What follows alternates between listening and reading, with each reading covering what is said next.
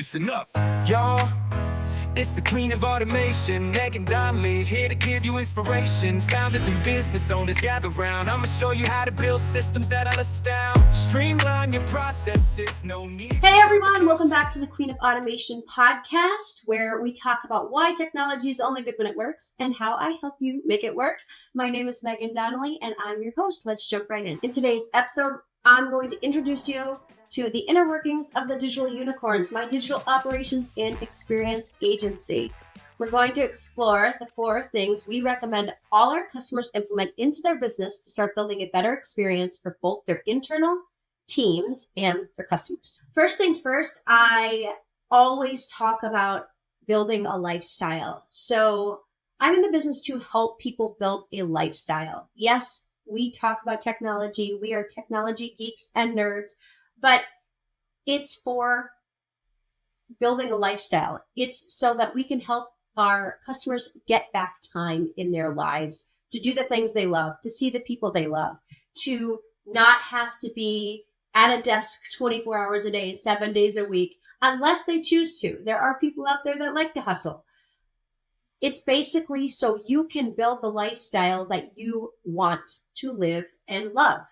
And that is what our digital operations, really the definition of what we consider digital operations is: building a lifestyle, not a career, not a business, build a lifestyle.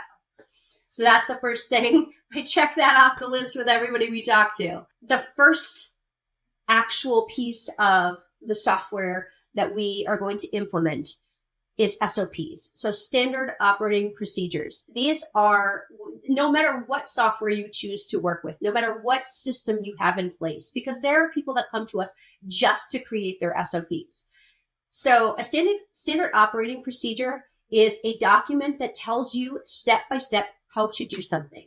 If you do something on repeat every single day and you're doing it the same way every single day, if you record a Loom video and create a standard operating procedure, this way you can hand that task off to somebody else. Let's say it's a manual task that you have to do. You can't have like a software system or an automation to do it for you. And you still want to hand it over to somebody, but you don't have an SOP. You then have to train that person, and you're going to have to train every single person after that to do it. If you create an SOP video of you doing this task step by step by step, you now have a video that you can give to somebody and they can watch and they can repeat your actions, and boom, that's an onboarding SOP for anybody new to your company that's going to perform that action for you. And what's really, really super awesome is Loom now offers AI, which, yes, AI is all over the place these days. I know it is such a buzzword. Here I am using the buzzword. Loom AI is awesome. It takes your video that you just created and it spits out an SOP for you. So it transcribes the video and it then summarizes it and creates the key steps, and it does it all for you. It's super, super awesome. We'll drop the Loom link in our show notes so that you guys can go check out Loom. It basically records your screen, records your actions. You know, it's just like a video like we're doing right now, but it's recording what you're doing on screen, and you'll get a little circle head of you talking so people can see you as you're going through it. And so anybody you onboard into your business, this is like game changing. Now, let's talk about the customer side of things. What's game changing, if you are a service organization or you're someone that is selling products or services that your customers need training on, you can use Loom to do that as well. So like for us, we create Loom videos and Loom SOPs for our customers. You can do that too. You can create a Loom account and you can start recording Loom videos for customers that you work with if they have tasks that you need to train them on. It's a win-win for you and it's a win-win for them. It's super easy to use. So definitely check out the show notes and check out the links. All right. So number 2, that is an essential part of anyone's business, is internal and external onboarding.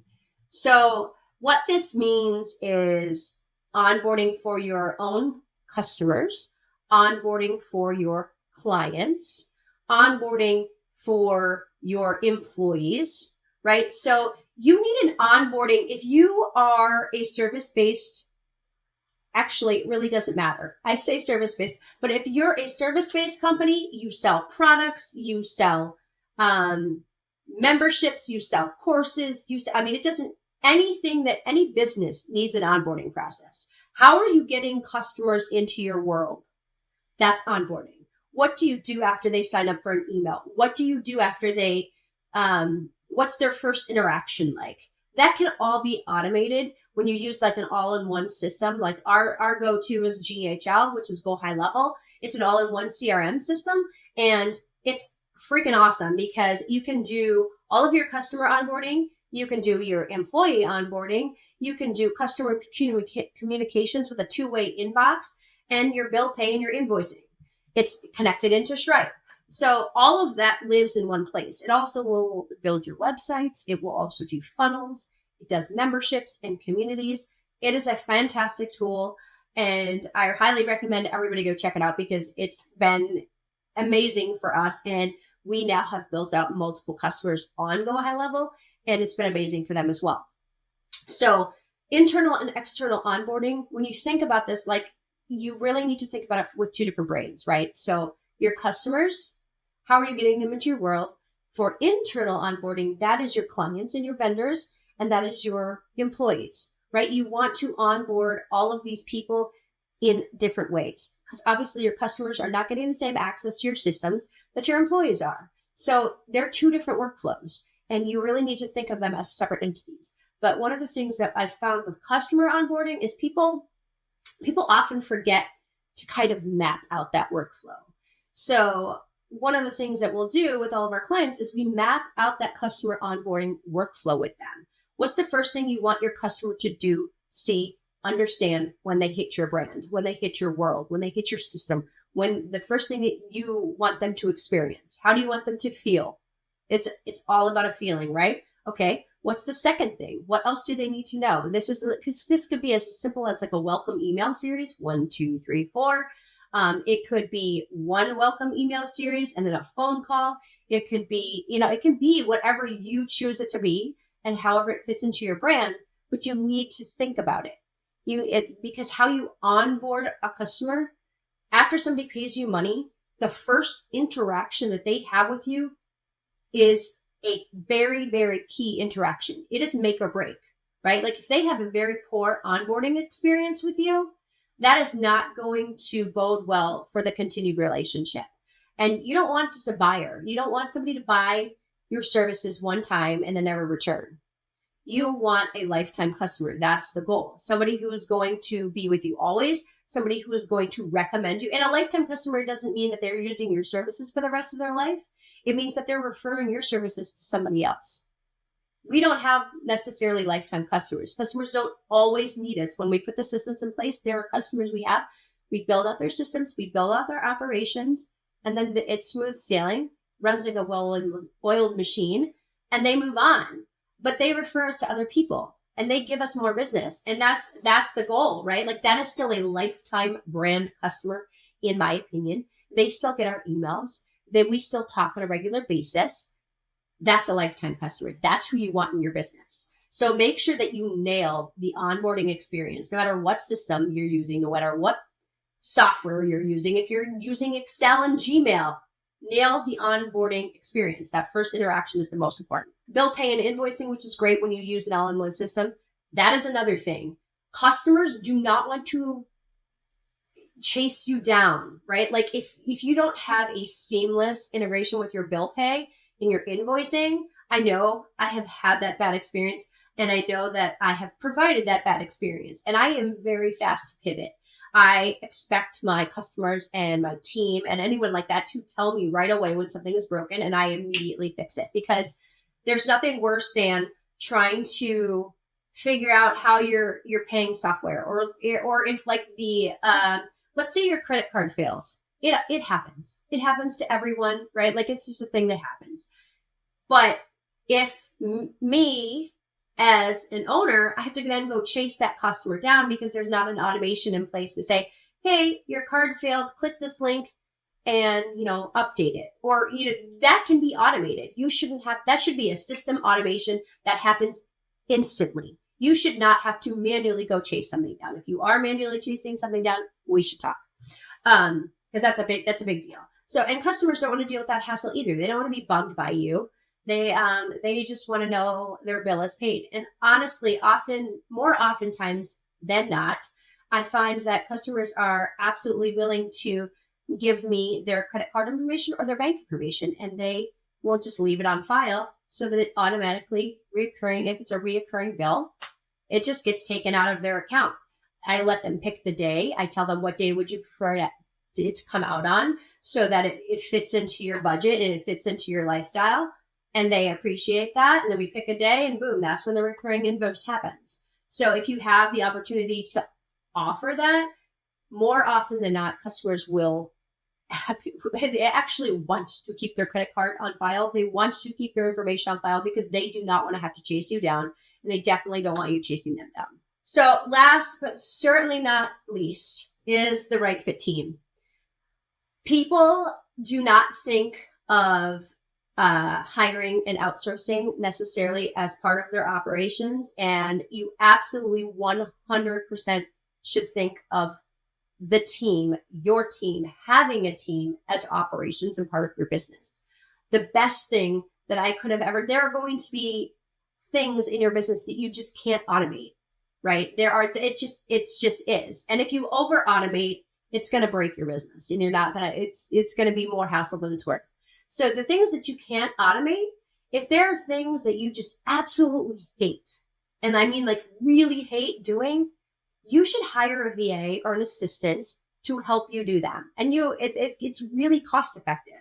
There are people that I know in the past that have tried to buy a software or trying to get something in place because they can't afford to outsource. They can't afford to hire a person. They can't afford to hire a contractor. So they'll put this software in place, which actually causes them more of a headache. They end up managing the software more and wasting more time because for whatever reason, it's not user friendly. They don't understand it. They don't have time to manage it. So instead, they waste time. They waste money. You can hire a VA, a very, very good VA. There's lots of really, really great people out there that are willing to give you hours and buy very minimal amounts of hours to get you started, 5 hours a month, 10 hours a month. You would be amazed at what these powerhouses can do. And the amount of work that they get done in that time is, I don't even know how to describe it because it's so amazing, because that is what they're good at. Like that is their job. That is what they're good at. So they're much faster than you are at doing some of those lower level tasks. They're just really good at it. And that's their job. There are usually a lot of solopreneurs that are VAs, and there's, some smaller companies that do, they're like VA houses, if you will, or VA agencies. These people are going to get you so much farther ahead and give you back so much time. That is part of your operations. So all of that stuff, let's say you're not ready to put a big CRM in place, right? Like you don't have the overhead. You just think it's too much for you. Hire a VA for 10 hours a week or 10 hours a month.